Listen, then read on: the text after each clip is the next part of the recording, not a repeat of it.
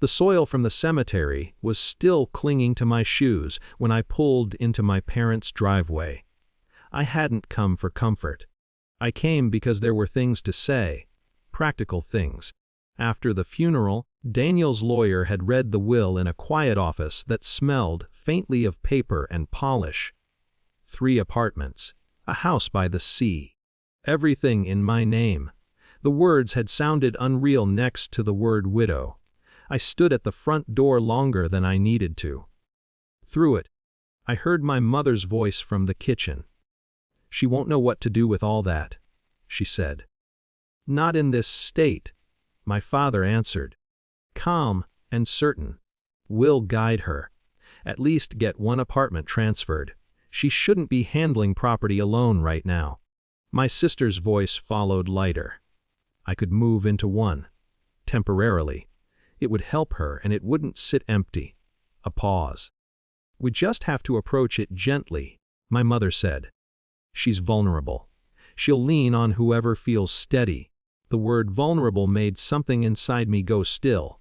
I opened the door. Their faces rearranged instantly. Sympathy settling into place like a well-practiced expression. My mother rushed forward and held me tightly. My father touched my shoulder. My sister squeezed my hand. We sat at the kitchen table. Tea appeared. They asked about the service, about whether I had eaten. Their concerns sounded correct, even warm. But now I heard the structure beneath it. When I finally told them about the inheritance, I kept my voice even. Daniel left me 3 apartments. And the house by the sea. Silence pressed in. My father leaned back slowly. "That's significant." My mother blinked, calculating without meaning to. "Well, that's a lot of responsibility." My sister tilted her head. "You won't stay in that sea house alone, will you? It would be isolating." "I've already spoken to Daniel's lawyer," I said. "He's calling tonight to go over details." As if summoned, my phone rang. I placed it on the table and answered on speaker. The lawyer's voice was steady and unmistakably professional. He offered condolences, then moved directly to structure. "All 4 properties are held in a trust solely under your authority," he said. "Per your husband's instructions, no transfers, shared ownership arrangements, or amendments can be made within the first 12 months. Any attempt to influence such changes would void certain financial protections." The word influence lingered in the air. He continued, outlining the safeguards Daniel had insisted upon. Independent counsel required. Cooling off period. Financial buffers so I wouldn't need outside management unless I requested it. When the call ended, the room felt smaller. My father cleared his throat. "Well, that's thorough."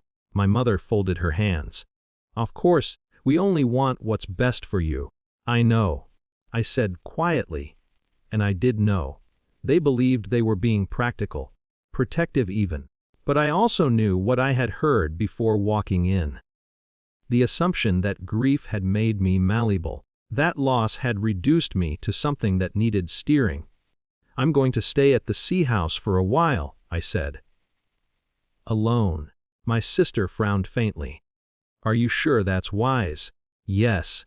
There was no argument after that. The authority in the lawyer's voice had shifted something concrete. Advice softened into careful neutrality. That night, in my childhood bedroom, I let myself cry the way I hadn't at the funeral. Not just for Daniel, but for the small fracture I could no longer ignore.